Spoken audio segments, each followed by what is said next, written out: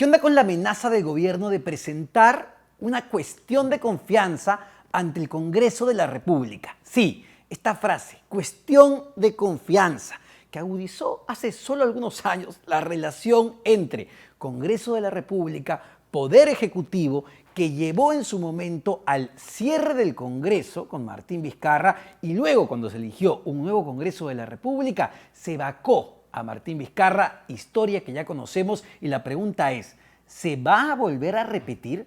Están sonando los tambores de guerra. Desde el Ejecutivo, esta es una medida que busca el cierre del Parlamento. Se están tensando las cuerdas nuevamente entre estos dos poderes del Estado, el gobierno del presidente Pedro Castillo y el Congreso de la República, que abiertamente desde el primer día ha manifestado su deseo de vacar al presidente Castillo. A ver, hay que calmarnos un poco y tratar de entender los términos que son sumamente importantes. La primera pregunta que hay que hacernos es si lo que presentó ayer el presidente del Consejo de Ministros, Aníbal Torres, es ya en sí misma una cuestión de confianza. En principio, y consultando a varios constitucionalistas, diríamos que no, esto no es así. Lo que ha presentado Aníbal Torres es un oficio dirigido a la mesa directiva del Congreso de la República, donde pide se priorice un proyecto de ley que modifica la cuestión de confianza, para que esto sea visto en el Pleno, y en el oficio amenaza en tiempo futuro, señala que presentará una cuestión de confianza. A ver, así lo explican dos abogados constitucionalistas como Natalia Primo y el doctor Joseph Campos. Escuchemos. Es improcedente. Pero hay que hacer una aclaración. Las cuestiones de confianza solo se presentan frente al Pleno, no se presentan por oficio. En consecuencia, en rigor, al día de hoy no hay cuestión de confianza. Hay un pedido para que sea invitado el presidente del Consejo de Ministros para plantear allí, en el Pleno, una cuestión de confianza sobre los temas que ahí menciona.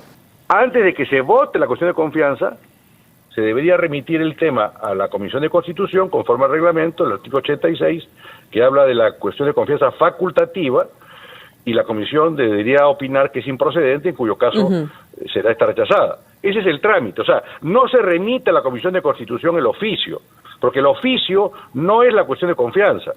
La cuestión de confianza expresamente, dice el reglamento, solo se plantea ante el Pleno. En consecuencia, el trámite que está ahí mencionado es una vez planteada la cuestión de confianza y no un oficio en el cual pide se le cite. Pues. La cuestión de confianza no se plantea en un oficio, es un acto que se plantea frente al Pleno del Congreso. O sea, hasta antes de este momento no existe nada, es un anuncio que evidentemente tiene potencia distractora, seguramente respecto a otros objetivos que no están en el derecho. En cualquier escenario, ese pedido, de acuerdo al estado legal, al estado actual de cosas a nivel legislativo, debería ser declarado improcedente. ¿Y esto por qué es importante destacarlo? Porque una improcedencia no cuenta como denegatoria. Entonces, en buena cuenta, el que se declare improcedente no afecta lo que previene el artículo 134 de la Constitución para efecto de cerrar el Congreso. Podrá ser una declaración lírica del Ejecutivo, pero materialmente no existe la posibilidad de que esto ocurra. Bueno, entonces ha quedado más o menos claro. Lo que se ha presentado el día de ayer no es una cuestión de confianza. El gobierno, Aníbal Torres, no están haciendo cuestión de confianza por un proyecto de ley presentado por el Ejecutivo. ¿Por qué? Porque para hacer cuestión de confianza, esta se tiene que plantear, como hemos escuchado, ante el Pleno del Congreso. Pero vamos a la parte técnica de la situación, porque es verdad, esta figura de la cuestión de confianza, que es parte del equilibrio de poderes entre Congreso de la República y Poder Ejecutivo, ha venido cambiando en el tiempo y ha venido cambiando justamente por esta confrontación, por esta constante crisis política, que valgan verdades, viene desde el 2016 cuando asume Pedro Pablo Kuczynski y Keiko Fujimori toman la mayoría congresal. Entonces, hay que entender para qué sirve la figura de la cuestión de confianza, así como el Congreso de la República tiene la figura de la censura, puede censurar a los ministros, así como el Congreso de la República puede, con 87 votos, vacar al presidente de la República, también el Ejecutivo, a través de la cuestión de confianza, puede plantear una serie de medidas que, de no ser respaldadas por el Congreso de la República, hace cuestión de confianza. Es decir, Si como gobierno presenta un proyecto de ley y este no es aprobado, no es visto por el Parlamento, como presidente del Consejo de Ministros puedo hacer cuestión de confianza sobre esta medida que yo quiero impulsar como gobierno. Si el Congreso de la República rechaza esta cuestión de confianza, rechaza impulsar una medida que quiere aprobar el Ejecutivo, entonces, ¿qué es lo que sucede? Cae el Premier. No cae solo el Premier, cae todo el gabinete ante el rechazo de la cuestión de confianza. Esa es una bala de plata, por eso se habla de las famosas balas de plata. ¿Qué ocurre si nuevamente el Ejecutivo decide hacer cuestión de confianza nuevamente sobre otra medida que quiere impulsar como Ejecutivo y el Congreso lo vuelve a rechazar? Entonces se produce una segunda crisis total del gabinete ante el rechazo de la confianza del Congreso de la República, con lo que vuelve a caer un segundo gabinete y ante el rechazo de dos gabinetes o ante el rechazo de dos cuestiones de confianza, el presidente de la República, según la Constitución, tiene la prerrogativa, no tiene que hacerlo necesariamente, pero tiene la prerrogativa, según la Constitución, del cierre del Parlamento. ¿Qué ocurrió con Martín Vizcarra? Y esto es bien importante señalarlo y recordar. A ver, Martín Vizcarra era la continuación del gobierno de Pedro Pablo Kuczynski. Con Pedro Pablo Kuczynski se hizo en su momento una cuestión de confianza por Fernando Zavala, quien era en ese entonces el presidente del Consejo de Ministros, a quien el Congreso de la República terminó censurando y gastó la primera bala de plata. Entonces, ese Congreso, que todavía era liderado por el fujimorismo, ya había gastado una bala de plata. Y luego ustedes recordarán la situación del expresidente Martín Vizcarra, que hizo una cuestión de confianza ante la posibilidad de que el Congreso de la República elija a los nuevos magistrados del Tribunal Constitucional. Fue todo un drama porque fue el gabinete en pleno, fue en ese entonces Salvador del Solar al pleno del Congreso, no lo dejaron pasar, hubo todo un espectáculo y simplemente se presenta la cuestión de confianza también ante el pleno del Congreso porque tenía la potestad de tomar la palabra como presidente del Consejo de Ministros. Y simplemente se decide, bueno, vamos a... Pedro Laichea, que estaba en ese momento en el Congreso de la República, presidiendo la mesa directiva, decide continuar con la elección de los magistrados del Tribunal Constitucional, al punto que se termina eligiendo al primo de Pedro Olaichea.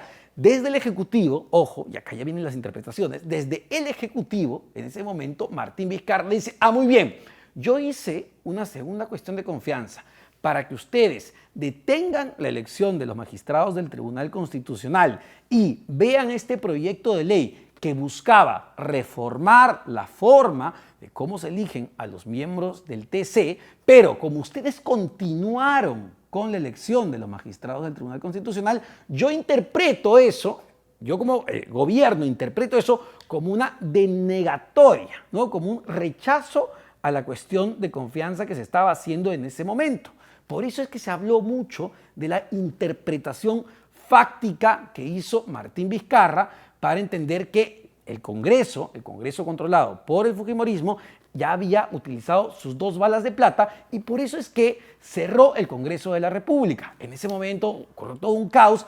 El Congreso de la República acudió al Tribunal Constitucional, el Tribunal Constitucional no se pronunció sobre el fondo del asunto y bueno, se cerró el Congreso, operaba la Comisión Permanente, pero Martín Vizcarra luego tuvo que llamar elecciones de un nuevo Parlamento y un nuevo Parlamento que termina vacando a Martín Vizcarra. Eso es un poco de antecedentes, pero son importantes ¿para qué? Para entender lo que vino después, cuando asume ya este gobierno, el gobierno de Pedro Castillo, y se instala un nuevo Congreso de la República, mayoritariamente hostil a Pedro Castillo, se decide o se evalúa que la figura de la cuestión de confianza terminaba siendo un riesgo y terminaba siendo una figura demasiado abierta y sujeta a las interpretaciones como la que hizo Martín Vizcarra.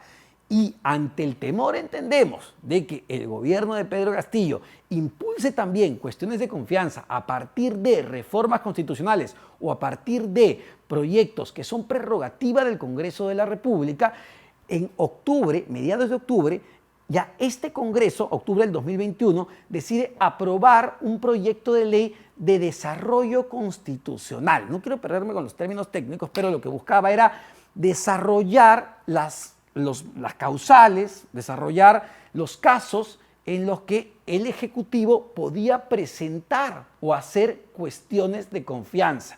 Entonces, en ese momento y con esa norma de desarrollo constitucional, lo que se señala y lo que se termina aprobando es lo siguiente, que le dicen, a ver, Ejecutivo, tú no puedes presentar cuestión de confianza cuando a ti se te da la gana o por lo que tú creas que es conveniente, como la censura de un ministro de Estado, como reformas constitucionales. Tú solo puedes aprobar o tú solo puedes presentar cuestiones de confianza cuando se trate de políticas de Estado, de políticas que tengan que ver justamente con tu función, con tu prerrogativa y no con políticas que tengan que ver con la función del Congreso de la República.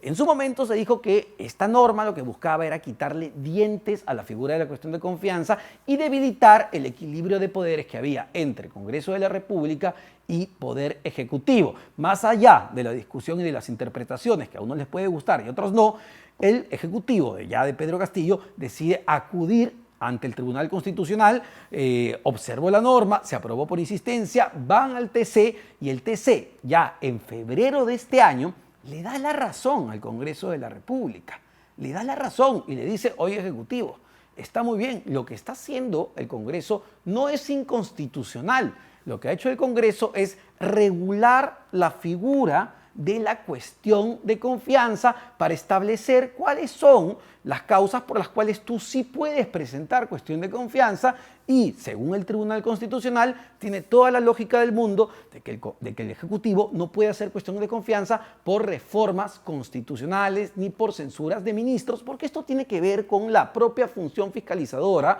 o legislativa del Parlamento. Entonces, el TC le termina dando en febrero de este año la razón al Congreso de la República. A ver, volvamos al presente. Era importante explicar todo esto para entender si lo que planea hacer el gobierno de Pedro Castillo se ajusta al marco constitucional, que es lo importante más allá del problema de la crisis política. Y si nos atenemos y somos exhaustivamente técnicos, lo que ha presentado efectivamente el presidente del Consejo de Ministros, como habíamos dicho, ni siquiera es una cuestión de confianza. Es un oficio donde amenaza con presentar una cuestión de confianza, porque toda cuestión de confianza se presenta ante el Pleno del Congreso. 2, lo que está pidiendo en concreto el Ejecutivo es priorizar este proyecto de ley que ellos presentaron ante la negativa del TC. Ellos, el 8 de abril, presentan un proyecto de ley para derogar la Ley de Desarrollo Constitucional que había aprobado el Congreso de la República a mediados de octubre del 2021. Es decir, presentó un proyecto de ley para volver a la ley que estaba vigente cuando Martín Vizcarra hizo la interpretación fáctica y cerró el Congreso de la República. Y es verdad, esta ley que se presentó el 8 de abril no ha sido vista por la Comisión de Constitución.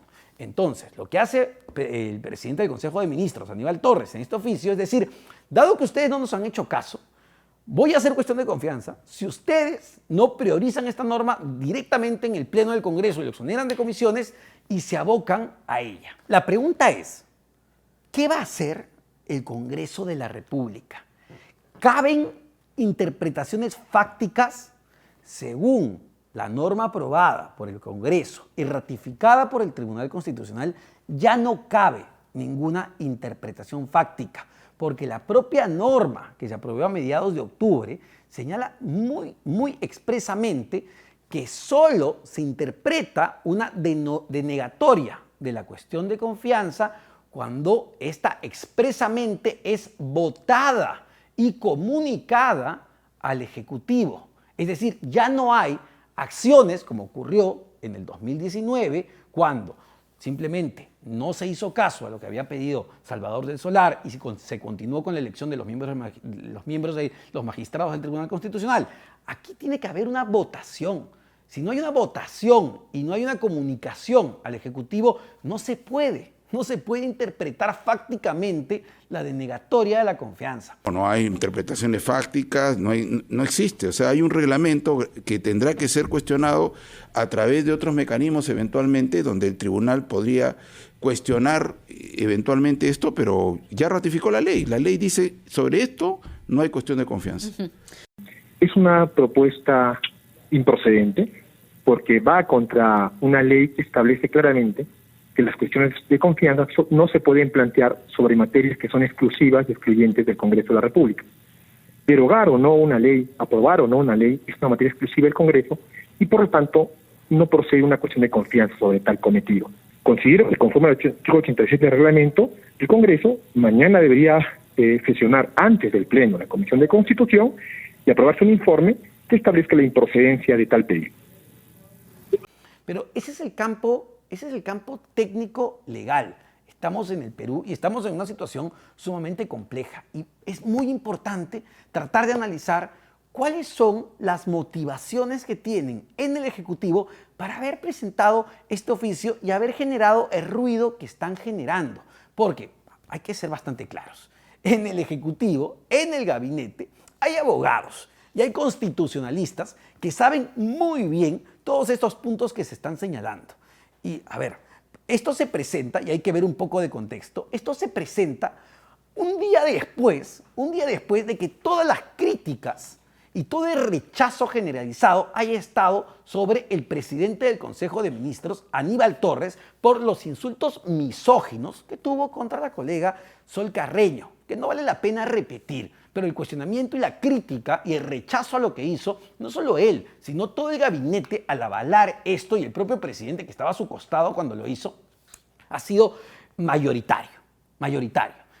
Entonces, ocurre esto, se da este rechazo y, oh sorpresa, al día siguiente presenta o hace esta movida política que evidentemente genera este nivel de ruido y lleva la pelota de la discusión a otro campo, a un campo político constitucional. Partamos por ahí, solamente para entender el contexto. ¿Qué más sucede o qué más va a suceder en los próximos días? La próxima semana, el 20 de noviembre, llega la misión de la OEA, a partir de que el gobierno pidió que se active la Carta Democrática Interamericana. Entonces, una situación de este tipo, llevar la pelota a esta cancha del debate constitucional, del equilibrio de poderes, sí, pues lo que hace ver es justamente a dos poderes del Estado crispados y enfrentados y tensando justamente la cuerda de la situación política del país, para que la imagen que se lleve la OEA sea eso, dos poderes de Estado enfrentados, cuando muy bien sabemos que el problema de fondo no tiene que ver con un debate constitucional. El problema de fondo tiene que ver con 7 carpetas fiscales abiertas, de las cuales, en 4 de ellas, la fiscal de la Nación investiga al presidente de la República por ser la cabeza de una organización criminal. Ese es el debate de fondo, los cuestionamientos de corrupción que tiene el gobierno, que tiene el presidente, que tiene su familia, que tienen sus sobrinos, que tienen todos sus allegados. Ese es el debate de fondo, pero nuevamente la pelota se está llevando a la cancha del debate constitucional, del debate político, del supuesto enfrentamiento entre los poderes del Estado, cuando en el análisis jurídico constitucional, lo que se ha presentado, el oficio que ha presentado Aníbal Torres, no tiene ni pies ni cabeza, porque eso ya ha quedado delimitado por el Congreso y por el propio Tribunal Constitucional. Para nadie es un secreto que el Poder Legislativo no es, pues, diríamos, un mar de rosas, ¿no? Entonces, se enfrenta el Ejecutivo se enfrenta a un Poder Legislativo que no tiene la mejor impresión, y además le recuerda pues que no trabaja oportunamente, cambia un poco la agenda, porque ya no hablamos de los agravios del señor primer ministro, sino hablamos ahora de la cuestión de confianza, y bueno, muestra a portas de que la OEA va a venir al Perú, al Congreso y al Ejecutivo enfrentados, que es justamente el panorama que el Ejecutivo quería transmitir. Y a ver, otro factor que no es menor, valgan verdades, Aníbal Torres ya está cansado. Aníbal Torres ya había presentado su renuncia ante el Congreso, ante el presidente de la República. Y el presidente le pidió que se quede y Aníbal Torres se quedó. ¿No es esta una jugada también para que caiga nuevamente? Se vaya Aníbal Torres, caiga el gabinete, el presidente refresque y asumir la posición de interpretación de que, bueno, nos vamos porque no vieron mi proyecto, Entonces, claro, matas dos pájaros de un tiro. Él se va, renuevas el gabinete y hace la interpretación de que este Congreso ya gastó una de las dos balas de plata y se van a sentir mucho más presionados y atemorizados ante nuevas movidas políticas. A ver, la interpretación da para muchísimo a partir de la movida política del gobierno. Lo cierto es que lamentablemente no solo están las cuestiones de investigación fiscal que tiene el presidente y varios miembros del gobierno en su contra, están también sobre gestión. Ayer escuchábamos a la ministra de Cultura, Betsy Chávez, señalar que justamente este debate sobre el equilibrio de poderes y la cuestión de confianza no les permite avanzar, no les permite trabajar como ejecutivo. ¿De verdad? ¿De verdad por esto no pueden entregar pasaportes? ¿De verdad por el tema de la cuestión de confianza se les han caído cuatro licitaciones para comprar fertilizantes? ¿De verdad por esto la ejecución presupuestal, el gasto de inversión en colegios, postas, carreteras es totalmente deplorable y deficiente? ¿Qué tiene que ver este debate constitucional del equilibrio de poderes con la función de ejecutar? Valga, ¿qué tiene que ver? Es la pregunta. Nuevamente, no perdamos el foco del debate, porque nos están llevando con estas pelotas simplemente a campos distractivos, cuando los problemas que tenemos como país claramente son otros. Pero a ver, lo último, ya el Congreso de la República, la mesa directiva, ha emitido un comunicado luego de una visita, ojo, del general de la región policial que ve toda la parte de Lima Metropolitana, donde les ha dicho, estos días se han anunciado manifestaciones muy violentas, hay sospechas de querer incluso dañar espacios públicos, es lo que ha dicho la propia policía en el Congreso de la República. Lo que ha dicho la mesa directiva es, ante esta situación muy compleja, vamos a suspender el pleno que se tenía para mañana jueves. Van a retomar la sesión todavía la próxima semana. Vamos a ver qué decisión se toma en el Congreso de la República, porque ya, de alguna manera, el Ejecutivo ha movido su ficha política, ya ha hecho su juego. Más allá de los gritos, más allá de los insultos misóginos del Premier, más allá de todo eso, después de varias semanas, el Ejecutivo ha hecho una movida política, porque eso es lo que es, una movida política. Vamos a ver cuál es la respuesta del Congreso de la República. Y acá va a ser muy importante cómo se comporten en el plano constitucional y político, y va a ser muy importante el tiempo con el que lo hagan. Así que, como país, nos vamos a estar expectantes. Mientras tanto, lamentablemente, ni los fertilizantes, ni los pasaportes, ni los colegios, ni las citas en los hospitales se están solucionando. Así son las cosas.